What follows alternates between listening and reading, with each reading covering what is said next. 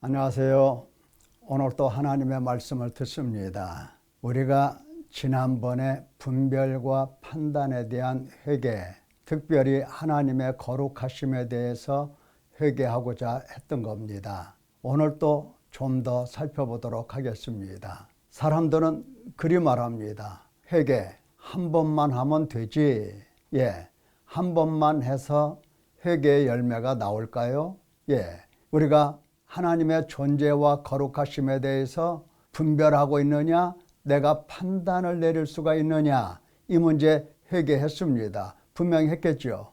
그렇다고 한다면 그 회개의 열매가 지금 내 속에 있는가? 다시 말하면 하나님의 존재, 하나님의 거룩하심, 그를 바라보면서 두렵고 떨림 속에서 경외하고 찬송하고 영광을 돌리고 있는가 하는 것입니다. 여러분 어떻습니까? 하고 계십니까?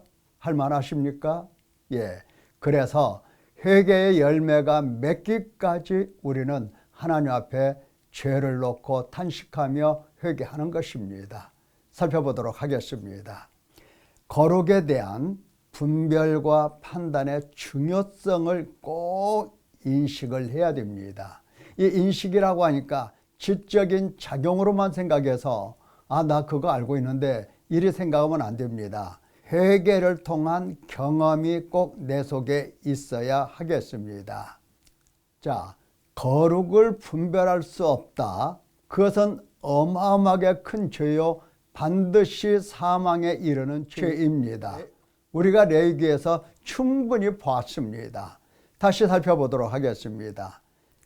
거룩을 분별할 수 없는 게 죄고, 이 죄로 인하여 사망이 온다라고 하는 사실, 그 사건 배경을 1장에서 9장까지 쭉 기록되어 있습니다. 제사법을 자세히 하나님이 가르쳐 주시고 명령하십니다. 그래서 7일 동안 제사장의 속죄를 위한 의식을 마치게 되고, 비로소 아론이 첫 속죄제, 번제, 화목제를 하나님께 드립니다. 그리고 나서 백성에게 축복합니다. 때에 여호와의 영광이 나타나 불이 여호와 앞에서 나와서 제단 위 번제물과 기름을 살랐다. 이렇게 기록이 되어 있습니다. 자, 이렇게 하나님의 거룩과 영광이 나타난 바로 그 직후에 아론의 아들 나답과 아비후가 각기 향로를 가져다가 여호와께서 명령하시지 아니하신 다른 불을 담아서 여호와 앞에 분향을 했던 겁니다. 하나님 앞에 향을 피워서 올려드린 겁니다. 다른 불로. 하나님의 명령을 따라서 그 명령에 합당한 그 불을 가져와야 되는데 임의로 자기들 마음대로 불을 댕겨 왔습니다. 그때 불이 여호와 앞에서 나와서 그들을 삼켜버렸습니다. 그들이 여호와 앞에서 죽었습니다. 여러분, 제사장이 범죄하면 즉시로 죽습니까? 아니죠. 제사장이 범죄했을 경우에는 숫송아지 제물을 끌어다가 안수하고 속죄제를 드리면 하나님께서 그 제사를 받으시고 그를 사하시고 용서하십니다. 그런데 나답과 아비후는 하나님 앞에 속죄제 드릴 시간조차도 없었습니다. 즉시로 불이 나와서 즉시로 죽었어요. 제사함 받을 시간조차 없었던 겁니다. 즉사했어요. 이 사건 후에 여호와의 말씀이 임하셨습니다.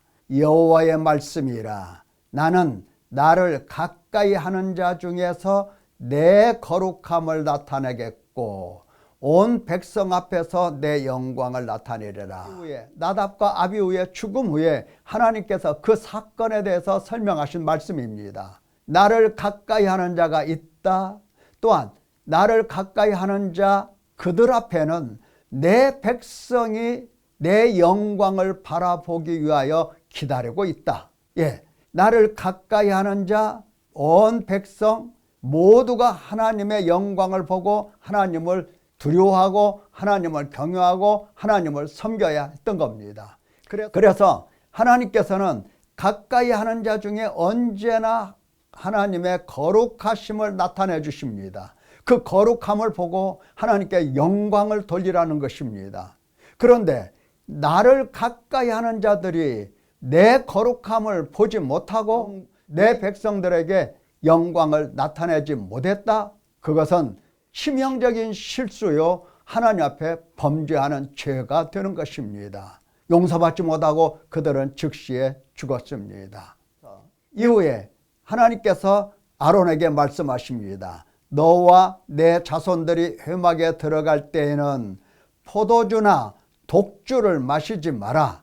그리하여 너희 죽음을 면하라. 이는 너희 대대로 지킬 영원한 규례라. 이는 아마 나답과 아비후가 하나님 앞에 분향 드리기 위하여 불을 취할 때에 포도주와 독주를 마시고 취한 상태, 정신이 혼미하고 혀가 돌아가고 비틀거리는 모습 속에서 그 불을 임으로 다루었던 것 같습니다. 그래서 죽음을 면할 수가 없었던 겁니다. 여러분, 하나님께 가까이 나가는 사람일수록 더욱더 정신은 맑아져야 되고 총명해져야 되고 지혜로워야 되고 더욱더 분별력 있고 판단력이 서야 되는 것입니다. 그래서 하나님의 존재, 하나님의 거룩하심, 이것을 보고 듣고 느끼고 두려워하고 떨면서 하나님을 섬기는 이러한 자세가 있어야 되는 것입니다. 이 때문에 하나님의 백성들은 하나님의 영광을 볼 수가 있기 때문입니다. 그리하여야 너희가 거룩하고 속된 것을 분별하며 부정하고 정한 것을 분별하고, 또 나 여호와가 모세를 통하여 모든 규례를 이스라엘 자손에게 가르치리라. 하나님께서 지금 하나님의 영광을 나타내기 위하여 하나님 백성들에게 하나님의 거룩하심을 보여주시려고 이스라엘 자손들에게 가르치실 작정으로 지금 하나님을 가까이 하는 자 세워 놓으신 겁니다. 아마 그런 생각을 할지 모르겠습니다. 나는 하나님의 존재와 거룩하심을 잘 알지 못하는데 죽지 않았죠? 살아있죠? 우리는 하나님께 가까이 가도록 부름을 받았지만 아직도 하나님께 가까이 갈 준비가 안 된 사람들입니다. 하나님의 나라에 들어가 살아야 되는데 세상 나라에서 여전히 살고 있기 때문입니다. 하나님께 가까이 가지 아니한 자이기 때문에 하나님께서 여전히 아직도 하나님의 그 거룩하심을 보여주시지 않았던 겁니다. 그래서 죽지 않고 오늘도 살아있습니다. 살아있는 게 다행이라고요? 정말 다행일까요? 언제 하나님의 거룩하심을 분별할 수 있는 사람이 될까? 언제 하나님께 가까이 나가겠느냐 하는 것입니다. 자, 우리가 분별해야 될 그 중요한 내용은 바로 삼위 하나님이라고 말씀을 들었습니다. 그렇습니다. 삼위 하나님이십니다. 삼위 하나님은 하나님 백성들로 인하여 거룩히 여김을 반드시 받으시고 싶어 하십니다. 그래서 거룩히 여김을 드려야 되는 것입니다. 예수님께서 기도를 가르쳐 주셨죠. 아버지여, 이름이 거룩히 여김을 받으시오며 나라가 임하시오며, 이렇게 기도를 가르쳐 주셨습니다. 첫 번째 내용입니다. 하나님 아버지의 이름, 하나님 아버지의 존재, 그는 반드시 하나님 백성들로부터 존귀히 여김을 받으시고 거룩히 여김을 받으시고 높임을 받으시고 또한 예배와 경외를 받으셔야 하는 것입니다. 거룩한 분으로서 이 아버지를 거룩히 여기는 하나님의 백성들, 아버지의 거룩하심을 분별해낼 수 있고 판단할 수 있는 하나님의 자녀가 되어야 하는 것입니다. 자, 뿐만 아닙니다. 아버지께서 거룩하게 하사 세상에 보내신 자, 나는 하나님의 아들이라, 이렇게 말씀하셨습니다. 역시 예수 그리스도, 우리가 바라볼 때에 예수님을 거룩한 분, 거룩하신 하나님의 아들, 하나님으로 바라볼 수 있어야 하는 것입니다. 사도들은, 당시에 모든 성도들은 예수 그리스도를 바라볼 때 거룩하심을 바라봤던 겁니다. 헤롯, 빌라도, 이방인, 이스라엘 백성, 이 모두가 하나님께서 기름 부음 받으신 거룩한 종 예수를 거슬러 행하려고 이 성에 모였나이다. 이렇게 사도들이 기도했습니다. 하나님께서 기름 부으신 거룩한 종 예수 그리스도를 거룩한 분으로 다 알고 믿고 그리 섬겼던 겁니다. 그러니까 그 예수 그리스도의 거룩하심이 얼마나 선명하고 얼마나 그들의 영혼을 붙들며 그들이 그 앞에서 두렵고 떨었으면 그 생명의 위협을 받고 핍박을 받고 사는 그 환경 속에서 예수님을 부인하지 못하고 예수님을 거절하지 못하고 예수님을 거역하지 못하고 오직 예수님만 섬기는 삶을 살았습니다. 이들이 예수님의 거룩함을 몰랐을까요? 천만의 말씀입니다.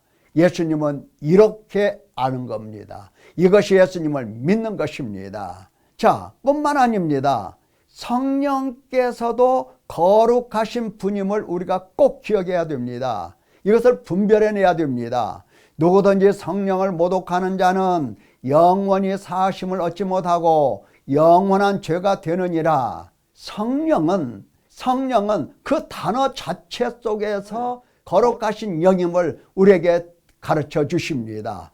영은 영인데 어떤 영이냐? 거룩하신 영이시다. 거룩하신 영. 그래서 우리는 성령이라고 부르는 겁니다. 성령 하나님을 거룩한 영으로 뵙지 못하고 성령 하나님을 거역하고 성령 하나님을 모독하고 모욕하면 영원히 사심을 얻지 못합니다.